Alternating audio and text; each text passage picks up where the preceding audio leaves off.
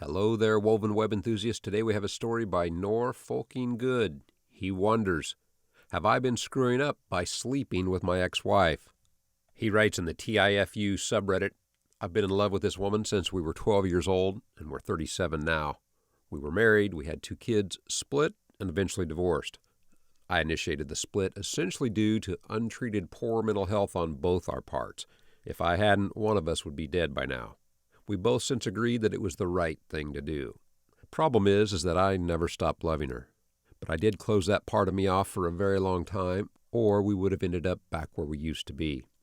In the 5 years since the split, we've both grown individually and sorted out mental health, basically, our careers and everything. So here comes the fuck up. A week ago, we were drunk and slept together. It was amazing. The chemistry is still there and everything felt right. Again, the following night, while sober this time, we did it again. This stirred up all sorts of feelings for her in a big way. It was good, though, and we seemed good together. And I thought this meant we were in a good position and had similar feelings for each other. So I told her how I felt. Needless to say, it wasn't reciprocated. It scared her. So we talked, drank, and then slept together again. Unfortunately, though, she just wanted something casual with someone she trusts. But we have too much history, and there are too many feelings there for me to be able to do this. So now I'm left feeling heartbroken, stupid for allowing myself to feel for her again, and being the pathetic ex that can't let go.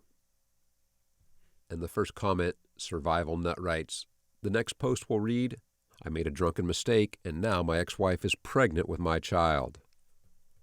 Maxita comments, this happened to a friend of mine. Baby number 4 was the post-divorce baby. Such a complicated pool of feelings all around. They eventually worked things out and are good friends and great co-parents, but it was a little tough explaining it all to friends and family. Bones and Bones shares the quote, I can't just be friends with you. I can't look into the eyes of someone I once saw forever with and pretend to see nothing. MyX1741 writes, honestly, this isn't a fuck-up, and my heart breaks for you. I do think you did the right thing by telling her how you feel, but you should probably take steps to prevent yourself from getting hurt worse now that you know the feelings are not reciprocated. To continue to be any sort of friends with benefits will not be beneficial to you or your mental health. There's nothing wrong with feeling heartbroken, disappointed, or hurt. Just know you're not stupid, it's okay to feel again, and you're not pathetic. Feelings are normal. You address them like a proper adult. Now, you just need to move on. Stuck in November 1999 writes, let me tell you something. No matter how long you know someone, no matter how well you think you know them, you never truly know them. She may not hate you. In fact, she still may even love you, but she may very well resent you.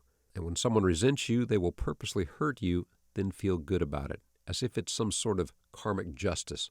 They may even do hurtful things on purpose, then wonder, why did I say or do that?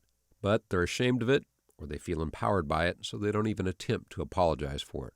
It will take the sweetest, kindest, most gentle woman you know and turn her into an absolute monster.